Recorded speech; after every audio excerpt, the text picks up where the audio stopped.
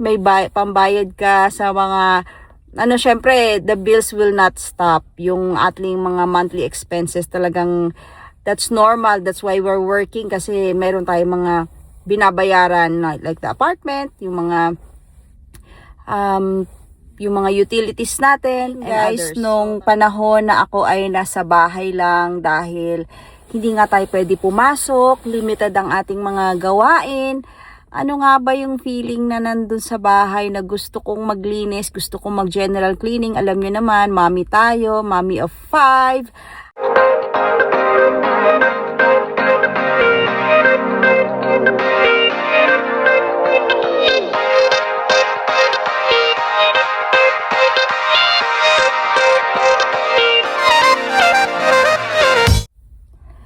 Hi guys! Welcome back to Jill in Cans. So ngayon nga ay nandito tayo sa sasakyan at tayo ay nasa Edmonton, Alberta. We're back from our vacation. So hindi lang ako bumalik sa vacation, galing din ako sa aking leave from work dahil sa ating work-related injury na nangyari nga na hindi naman dahil sa snow, hindi dahil sa black ice. Tayo ay nadulas sa hagdan.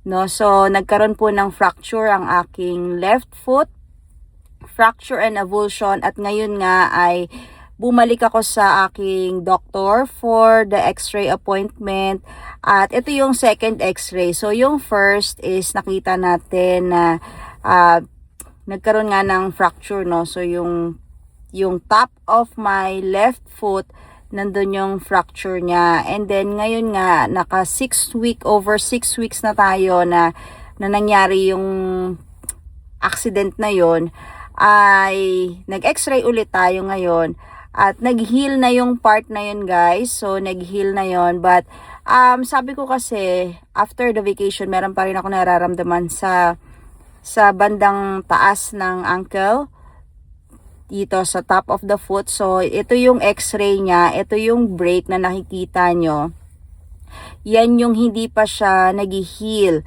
but slowly it's healing naman daw at looking good naman daw dahil as long as I don't feel any pain. So wala talaga akong nafe-feel na pain. Sabi ko kasi I was thinking na nandun sa top, no, pero wala na, okay na daw yon. And naisip ko kaya may pain doon sa part na yon is because it's been immobilized for a long time dahil nga naka air cast boot tayo. Pero ngayon nandun pala, meron din pala siyang bali doon, no. At nung pinrest ng doktor, ayun, naramdaman ko nga na masakit pala siya. Pero sabi niya, okay lang yan as long as you can still work on modified duty. So ngayon, guys, pumapasok ako sa work, since Monday ay nag-back to work na ako.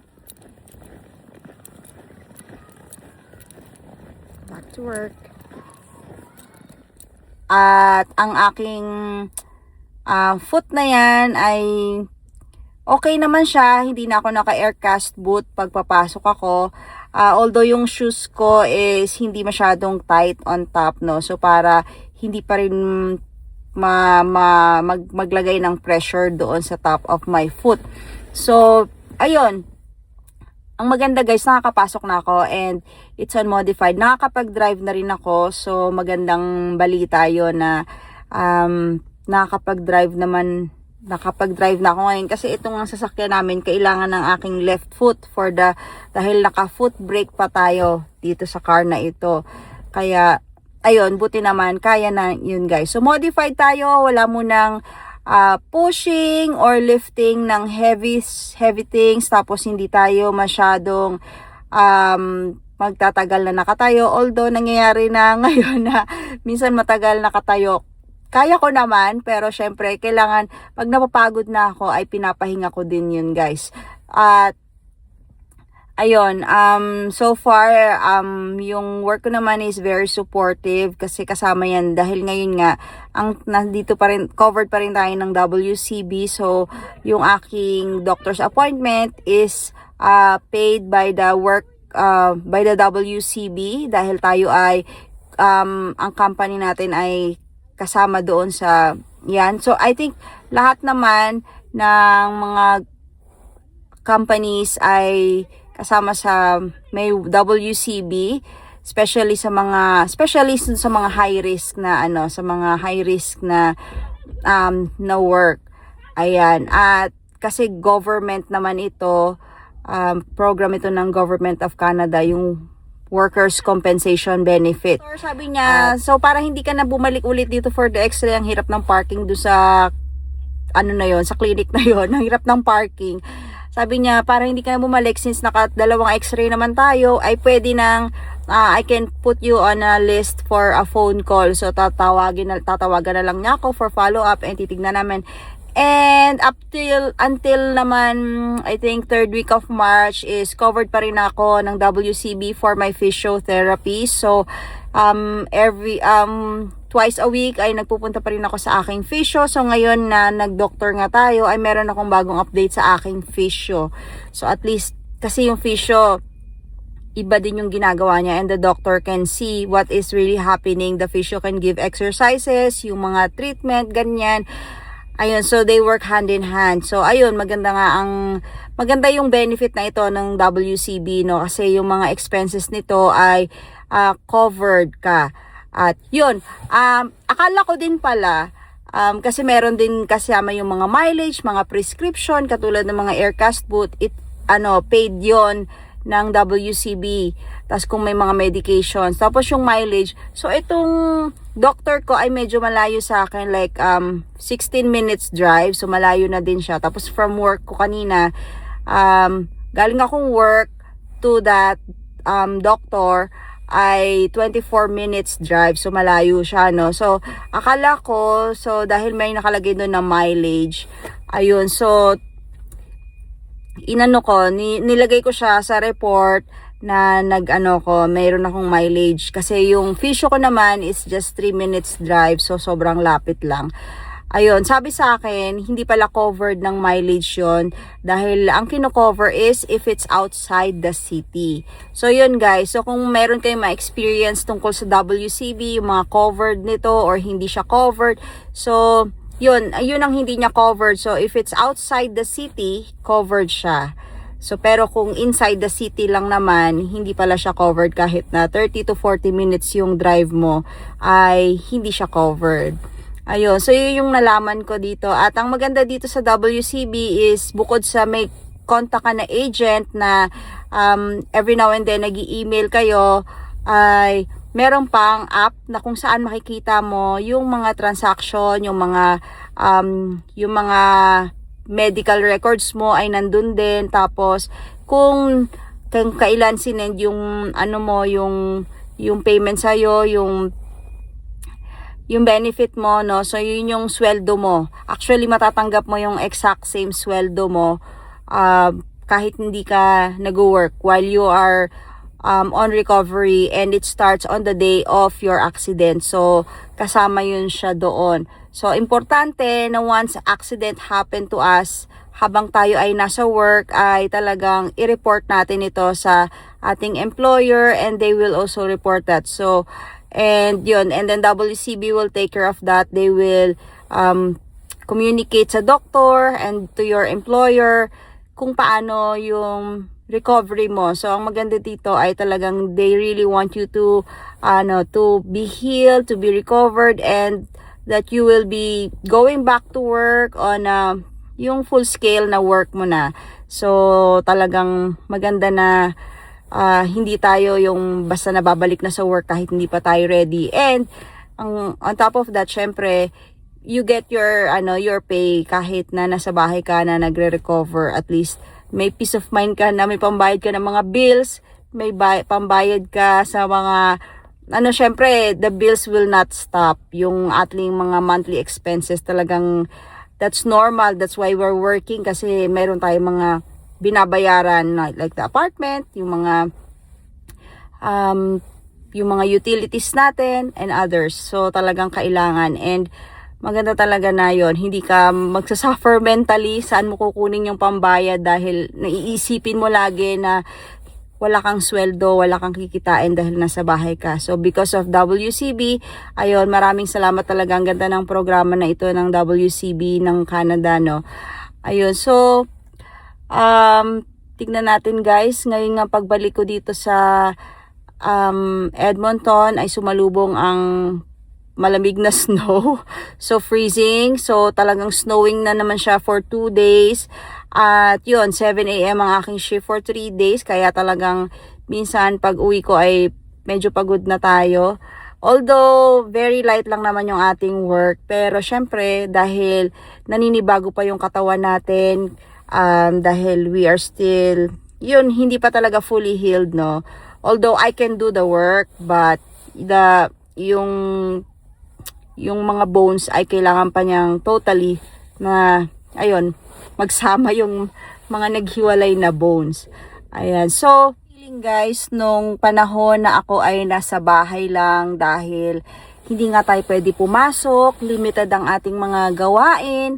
Ano nga ba yung feeling na nandun sa bahay na gusto kong maglinis, gusto kong mag-general cleaning? Alam nyo naman, mommy tayo, mommy of 5. At gusto natin, marami tayong gustong gawin pero hindi natin magawa dahil nga sa ating injury.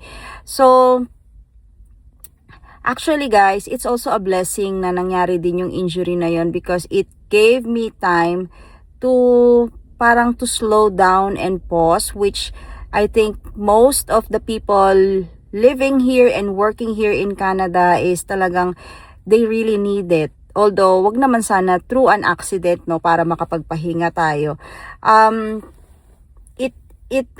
Parang it slowed me down dahil nga marami akong gustong gawin pero hindi ko na siya magawa at that time. At it's also a blessing dahil nga, you know, alam nyo guys na simula nung bago pa lang dumating dito sa Canada, sobra yung mga preparation ng isang international student bago dumating dito, especially if you're coming here together with your family. At yun ang gusto kong i-share pala sa inyo guys, no, na ang mga pinagdaanan natin bilang mga international student, hindi lang nung pagdating natin dito, it started bago pa lang tayo dumating. So, marami tayong mga pinagdaanan, marami tayong mga bagay na, alam nyo na, yung bago tayo umalis, kung saan tayo nanggaling, ay marami tayong ili-let go ng mga bagay, yung mga gamit na ibibenta, or yung mga, kung may mga properties na, alam nyo, kailangan yung pag-iwanan or ibenta nyo din, ganun. So, iba-iba yung mga situation natin bago dumating dito sa Canada. And it was exhausting. At hindi mo rin alam kung ano yung patutunguhan mo dito, no, pagdating, kung matutuloy ka ba. That's why, sabi nga nung mga iba, wag ka munang mag-announce hanggat di ka pa nakakapasok sa Canada. Kasi nga, habang nasa process ka pa lang, hindi mo sure kung ano. So, during that time, nasa Philippines kami, there were lots of things going on. But, habang nangyayari yung mga bagay na yon, we're still parang on my side, gusto ko na I want to make these things memorable. So, pag may nga nag-invite sa akin, mga friends, I go out with them. Pero at the same time, you were busy preparing for your papers, mga documents, and you're still fulfilling other duties, kung ano yung mga duties natin. Although I wasn't working, but I have some side hustles that, you know, yung pag-makeup, and then I also have a calling in the church that I need to perform, and then I want to make, if that will be my last few moments doon sa church namin, then I want to make it, you know, I want to make it the best, and I want to, you know, give everything kung ano yung kaya kong maibigay sa mga ginagawa namin doon. So, yun yung parang hindi mo pa pwedeng sabihin sa mga iba, but then, as long as ginagawa mo naman yung best mo, tapos parang, hindi nila alam kung ano yung nangyayari, but you know, excited ka na makita sila, excited ka sa mga get together, pero hindi mo pa rin pwedeng sabihin. So anyway guys, ayun ang mga pangyayari before coming here, kasama yung mga preparation and all, mga medical, biometrics, etc., papers, ganyan. And then pagdating dito, syempre pagdating, hanap ng bahay and starting a new life, it's not easy dahil talagang syempre everything is new. You need to find yung mga kailangan mong yung mga essentials na lang, kahit mga essentials na lang, no. Tapos you have a family, and then yan, so you need to find a job. Tapos bilang international student, hindi lang job, kasi kailangan mo first and foremost, pumunta ka dito para mag-aral. So you have to face that, na talagang you will go to school, you will study, you will pass the requirements. Talagang hindi ka pa nakakapagpahinga, ay tuloy-tuloy yung mga pangyayari. And then 2 years na nag-aral tayo, habang nagwo-work tayo, fulfilling mother duties, wife duties, everything. Ayun, so talagang walang pahinga, guys, no. And then nakagraduate tayo, so syempre hindi pa naman natatapos yon, hindi pa natatapos sa approval ng permit to be a student visa. At hindi naman natatapos yan sa pagka-graduate natin. Kailangan natin mag-move on agad-agad. Wala tayong kailangang time na sasayangin. So, I took the advice of my friends, so mga church friends na nauna lang ng kaunti sa akin, ng mga 1 year sa pagiging international student, 1 year, 2 years, ganyan. At they gave me some advice na kailangan mo ng work na ito, and then especially nagkaroon ng mga restrictions, may mga changes of policy, kaya ginawa ko agad yon. So yun nga, after the graduation, when I got my completion letter from my school, ay pumasok na agad ako sa aking full-time job. Wala nang patumpik-tumpik, at sinigurado ko na yung full-time job ko is kasama doon sa mga tier na kailangan ay para ma-approve ka for like anything in the future, especially for education pathway or anuman pathway yan, no. So but the advantage is, yun nga, AOS tayo, nandito tayo sa Alberta, and pag graduate ka ng Alberta, merong pathway yan for Alberta graduates, that is the Alberta Opportunity Stream. So yan yung isa sa mga wini-workout natin, guys, dito. So, ayun. And then, yun nga, at kailangan nating magpatuloy sa pagtatrabaho ngayon nga na full-time tayo. And then, it happened, the accident. And, ayun. And then, finally, nagkaroon ako ng time to rest. And what's good about it is, I also had time with my kids. I didn't realize na, teenagers na pala sila, some are adulting na, ganyan. And then, there was one moment na nagsama-sama kami. It was very memorable. I wanted to write dun sa aking Facebook post, pero wala akong time to write. So, I'll just kwento a little about it na, yun nga, I just started saying na, nung high school ako ganito, and then that's how they started to relate with me. Parang, ang bilis ng panahon, nung bago kami umalis, ay talagang busy kami, hindi kami masyadong nakakapag-usap, although we go out sa mga events, pero iba yung pag-uusap. Especially, when they are growing, they need more time to talk to you, and then busy tayo. But that moment na nasa bahay ako, there was one instance na talagang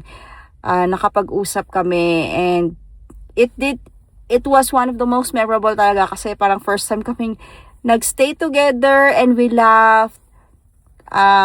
Nagulat sila sa mga stories ko, yan, nung aking mga younger days, when I was still single, ano yung mga pinagdaanan ko, ayun. So, and they were asking questions, and then, yun din, what's important is, I also learned, hindi lang sila yung natuto sa akin or nalaman yung story ko, I also learned about them, because yun nga, nag-share sila ng mga stories nila, yung mga anxieties nila, yung mga ganyan, and then, ang ganda talaga ng moment na yun, guys. So, ayun, and that is one of the blessings na natanggap ko while I was on my recovery at home. Ayan, so, ayun, on the other side talaga, merong namang mga blessings na there's a reason why some things happen. We need to stop, we need to pause, especially for mga international students or whoever, whatever no status nyo dito sa Canada, temporary residents. Sometimes life gets us so busy, especially kung may family tayo, na nineglect natin yung mga quality time with our family, and then it happens na yun, yun, binibigyan din tayo ng way to stop for a moment. Especially, you know guys, mental health is so important. Kailangan natin alagaan ang ating mental health. Dito sa Canada, yun, maraming mga, hindi lang dahil sa snow, kaya nagiging depressed yung mga tao, but also, i-add na rin natin yung mga pressures ng mga napagdadaanan ng mga temporary foreign workers dito sa Canada. Yung mga kailangang i-meet na mga requirements na hindi na mi-meet. Ayun, so like yung mga CELPIP, IELTS, ganon. And if you're learning the French language, yung mga ganon. And also pala, that was also the time that I said that I will stop my French after my A1 level. So A1, A1.1, A1.2, A1.3, I stopped until pagtapos ng A1.3, I stopped because I said I wanted to have a one-on-one tutor and on a slower pace naman, because I was learning French in an intensive class. It's a group class. So napakabilis ng lesson na yon. Hindi mo pa na ma-master itong lesson na to for today or for this 30 minutes. There's a new lesson for the next 30 minutes. And then it just keeps on coming and coming yung mga new lessons na hindi mo pa talaga na ma-master. Tapos nagmo-move lang kayo, nagmo-move. And then everything is piling up to your brain. So exhaustion, talagang nakaka-overwhelm. So I decided na mag slow down. So dati I was having 12 hours per week. That's 3 hours per day and 4 times a week. Imagine, sobrang exhausted ako. Minsan wala pa kaming dinner, wala na kaming dinner, or hindi na ako kakain, matutulog na lang ako dahil next day I have to go to work. Tapos pag uwi ko na naman, may French na naman. So after this, sabi ko tapusin ko lang to and then I'll go slow para alam mo yung ma-absorb ko muna, and then slow pace para mas alam muna natin, manamnam natin, ma-verify, ma-check ng teacher ano talaga yung kailangan kong i-improve, ano yung kailangan kong ma-learn, ano yung mga hindi ko pa natutunan na dapat kong matutunan. So ayun, okay naman dahil it was slow paced yung aking naging tutor. So it was a one-on-one, and imbis na 12 hours per week, naging 12 hours a month. Sobrang short ng aking time, but okay lang yon. Hindi ko pinipressure yung sarili ko. Nagbibigay naman siya ng mga homework, mahaba din yung homework niya. At yun nga, talagang yung homework talaga, kahit once a week na lang yon, yung homework niya talagang, iba talaga yung French guys. Mapapaisip ka talaga. Talagang kailangan mo talaga ng magandang brain functioning, brain memory. So I think when I learned French on the summer noong ako ay nasa college back in the Philippines, that was way long time ago. Sobrang tagal na nun guys. I think siguro yung brain natin iba pa, especially wala pa tayong family, wala pa tayong mga anak, wala pa tayong masyadong pinagdaanan sa life, no? I think iba yung pag-absorb ko ng mga lessons during that time compared sa time ngayon na alam nyo na tumatanders na yung age natin, yung brain natin, yung but it's also, if we are growing old, maganda din na napapractice pa rin natin yung brain natin sa mga ganong bagay and learning something new. It's a good practice for the brain na parang hindi siya madaling, alam niyo, yung mag-deteriorate or something. Ayun. So, ayun guys. So, sa mga nag-French naman dyan is continue nyo lang because makakatulong din yan in the future, no? So, hindi talaga ngayon kayo nag-aral ay next month ay makakapag-exam na kayo for that level na gusto nyo. It takes time, it takes patience, it takes hard work and dedication talaga to learn French. Hindi siya ganun kadali.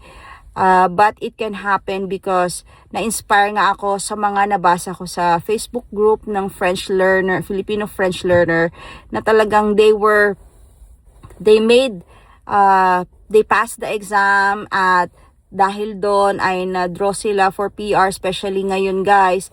ang French pathway, mababa lang ang score na kailangan mo for the French pathway ha, but ibig sabihin yung scoring mo, but it doesn't mean na yung score mo sa French ay dapat mababa din. So you have to meet that certain level of French to be in the French pathway. So dapat yung French mo is an addition. It's na talagang pinaka magandang addition na ilalagay mo sa iyong CRS, no, dahil mapakapasok ka sa French pathway at yun ang magbibigay sa iyo ng PR kapag tinuloy-tuloy mo yung pag-French na yan. So but it depends how you would like to earn it, no, and how receptive is ang ating brain, kasi I think it's all in the brain. Talagang kailangan natin, hindi talaga siya yung parang kahit passive learning, hindi. Kailangan active learning talaga pagdating sa French. Ayun. So, ayan. So, marami tayong napag-isip-isip during that time na tayo ay naka-work-related injury at home. Pero guys, hindi rin ako, parang laging on every now and then. You have to keep in contact with your WCB agent because you have to give update kung ano yung sinabi ng physio mo, kung pumunta ka ng medical appointment, ano yung update. Hindi ko maintindihan kung bakit ako yung tinatanong nila, wala ba silang mga medical records that they pass on from doctor to WCB. And then laging ako, so I communicate with my my workplace, so yung naka-assign na supervisor sa akin or the director. I'm giving updates kung ano yung sinabi ng physio, and then I'm also giving updates from the physio to the WCB agent. So every week lagi akong nag-update, and it should happen yung update ko before ng mga planning session dun sa work ko, kasi every week may planning kami for the coming week. So, kailangan malaman nila kung papasok na ba ako sa next week o hindi pa. So, minsan may mga yung schedule ko with the physio and the schedule ng planning nila ay dahil hindi tugma kasi late na yung physio ko, tapos nagpa-plan na sila for the following week. So, tatanungin ako, and then sasabihin ko na naman na okay, can I get back to you after my physiotherapy appointment, ganyan. So, and then minsan the physio would also say, dumating din yung time na sasabihin ng physio sa akin, we need to wait for the doctor's advice, but the doctor's hard to reach or ang bagal niyang mag-reply, ganyan. So, ayun guys, so hindi ka din talaga totally nakakapahinga. Although yes, pahinga na rin, it's a blessing. And it's also a blessing talaga that WCB is it's a good magandang program ito dito sa Canada, na yun nga na inaalagaan ka pa rin nila kahit na yun nga nasa ganong situation ka. At I think if it's longer than 6 weeks, baka nasa long-term disability na tayo, hindi na tayo under WCB. So I think meron ding limitations up to ilang weeks yon, and then ang maganda niyan talaga, covered ka, especially with the professional help talaga yung they will give you referrals kung kaninong doctor ka, ganyan. So it's up to you then kung hindi mo kukunin kasi nga like yun, malayo sa location mo, you can look for somebody closer to you na kailangan mong ma-check, ma-verify na ang doctor na ito or this clinic is nasa listahan sila ng WCB. So WCB approved, no? So hindi lahat. So you have to check their list kung ang clinic or the doctor is under WCB. And if you have prescriptions, yan, it will be covered. Ayun. And the mileage, yon, that's what I learned. The mileage should be it should be outside your city. So ibig sabihin talagang malayo siya. Kaya ganon, i-cover yon. But kung within the city lang, hindi covered ng WCB. So, yun lang guys. If you have questions about WCB, kung naka-experience din kayo dito niyan sa Canada, please comment down below. And, ano ba yung na-experience nyo? Okay ba siya na, na yun nga ginagawa dito sa Canada, yun. At, Kung meron kayong added information about WCB, please comment down below para naman makatulong tayo sa ating mga ibang viewers na nagtatanong what is WCB, especially sa mga papunta dito sa Canada at yung mga nandito na rin sa Canada na hindi pa naka-experience ng WCB. But, syempre guys, sana hindi nyo na ma-experience ang WCB kasi mahirap din naman na ma-accident pa tayo. So, WCB guys happens or you will get benefit from it kung nangyari to within the work hours and within your work area. So, ayun pala yung pinakatatandaan natin. So, kung outside ng work, sa bahay nyo, nangyari yon, hindi na siya covered ng WCB. Kung nasa kalsada ka, nakalabas ka na, nakapag-time out ka na, hindi na po covered ng WCB yan. So, ayun guys. So, dapat ay within work hours and within the area of your workplace. So, doon ka mako-cover ng WCB. But we hope na hindi na natin ma-experience ang WCB kasi sino ba naman ang gustong ma-aksidente, 'di ba? Or yun, masaktan ng ating mga katawan. So, yun lang guys. Kung meron kayong mga questions and suggestions pa, just comment down below. And kung hindi ka pa nakasubscribe, please don't forget to hit the subscribe button and like this video and hit the notification bell para lagi kang updated sa mga uploads ko. Ayun, so I hope it's not too much for you, but I appreciate sa lahat ng mga viewers, sa mga subscribers, and sa mga nagko-comments. I appreciate it. And ayun, kung ano man yung comments nyo, God bless you guys. I'll see you in my next vlog. Bye!